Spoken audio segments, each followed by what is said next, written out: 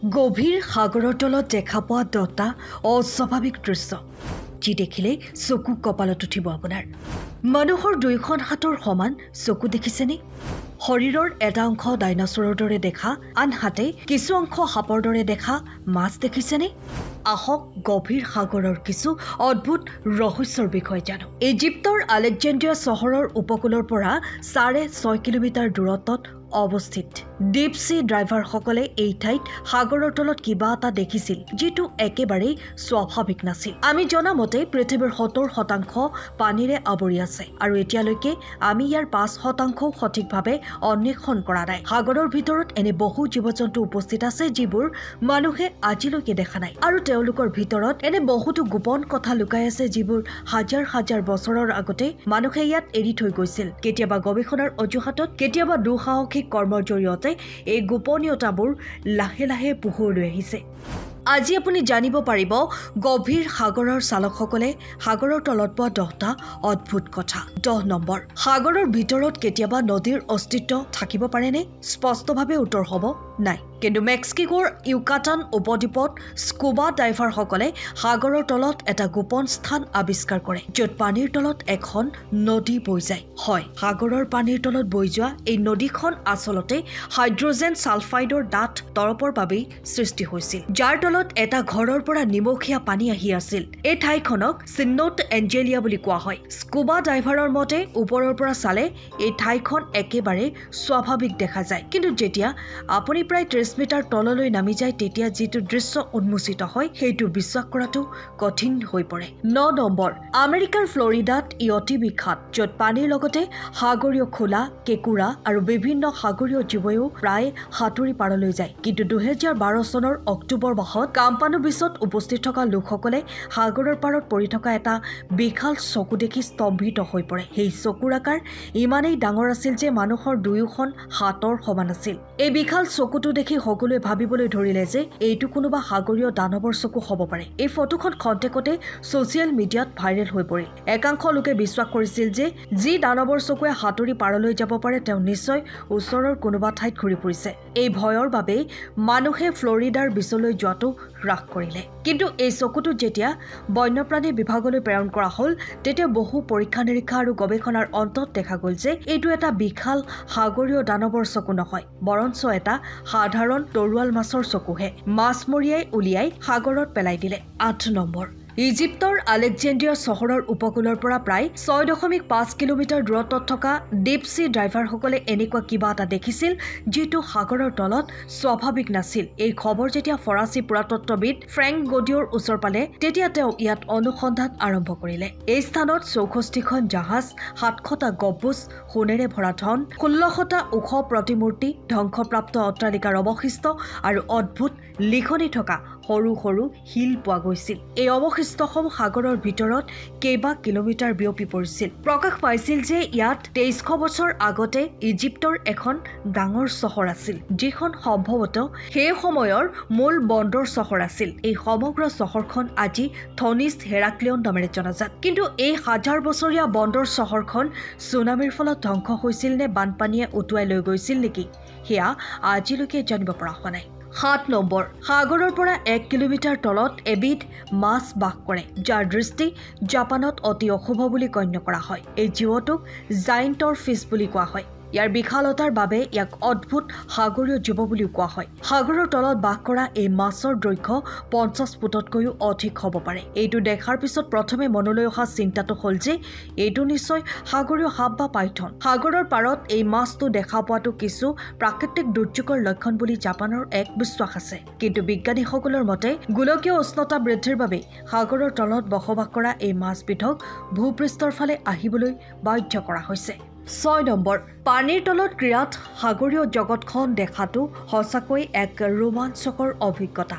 কিন্তু এই দুঃসাহসিক অভিযানৰ সময়ত যদি হঠাতে কোনো মূৰ্তি আবিৰ্ভাৱ হয় তেন্তে আপোনাৰ কেনে অনুভৱ হ'ব? Under water sculpture park west ইণ্ডিজৰ উপকূলৰ পৰা কেইবা কিলোমিটাৰ দূৰত সাগৰৰ তলত উপস্থিত। 2006 চনত ইয়াক মুকলি কৰা হৈছিল। এই উদ্যান সৃষ্টিৰ আঁৰত এজন ব্ৰিটিছ শিল্পী।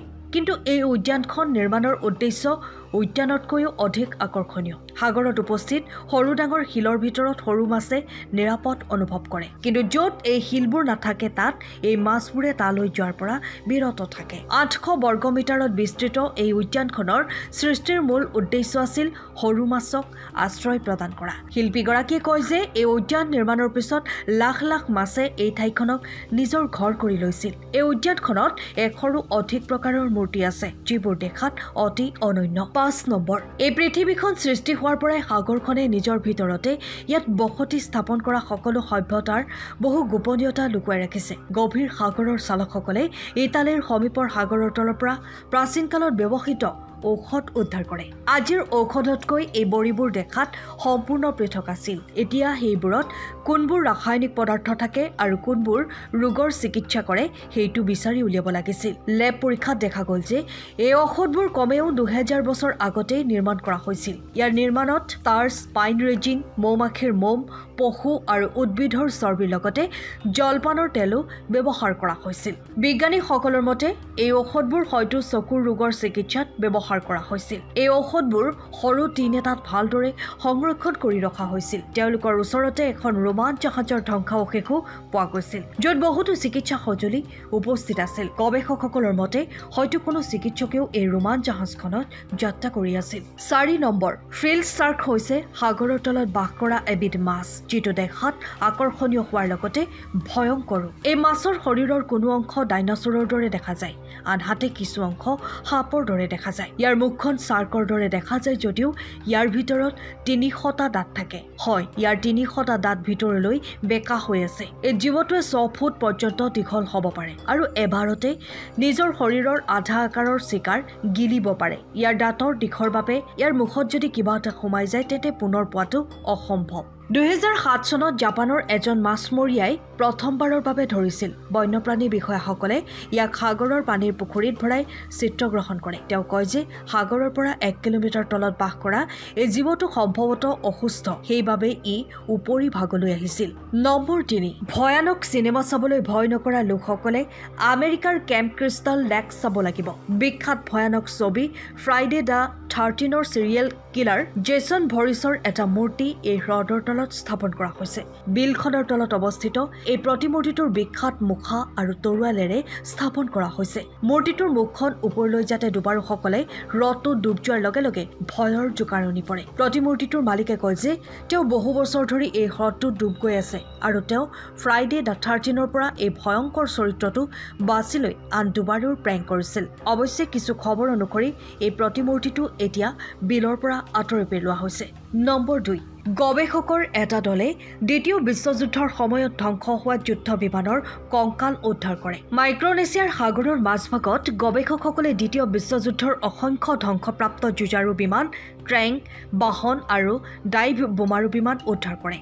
80 বছৰ পূৰ্বে দ্বিতীয় বিশ্বযুদ্ধৰ সময়ত জাপানৰ 50খন জাহাজ আৰু 230খন বিমান সাগৰত দুৰ্ঘটনাগ্ৰস্ত হৈছিল। এই ঠাইখন সাগৰৰ মাজত অৱস্থিত, য'ত পানী অতি গভীৰ।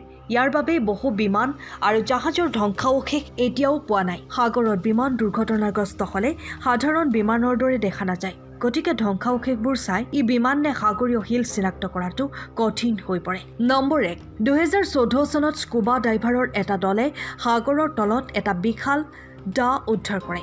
দেখাত ইয়াৰ আকাৰ প্ৰায় 6 ফুট দীঘল আছিল, কিন্তু যিহেতু এই স্কুবা ডাইভাৰসকলে কেতিয়াও ৰাজহুৱাভাৱে নিজকে প্ৰকাশ কৰা নাছিল, গতিকে এই দাখন বৰ্তমান ক'ত আছে সেই বিষয়ে কোনো তথ্য উপলব্ধ নহয়। আৰু ইমান ডাঙৰ দা এখনৰ আচল উদ্দেশ্য কি আছিল? সঁচাকৈয়ে হাজাৰ হাজাৰ বছৰৰ আগতে মানুহ ইমান ডাঙৰ আছিল নেকি যে ইমান বিশাল কটাৰী বা দাৰ প্ৰয়োজন হৈছিল? এই বিষয়ে আপোনাৰ মতামত কমেণ্ট ছেকশ্যনত শ্বেয়াৰ কৰিব। আশা কৰোঁ আপোনালোকে এই ভিডিঅ'টো ভাল পাব।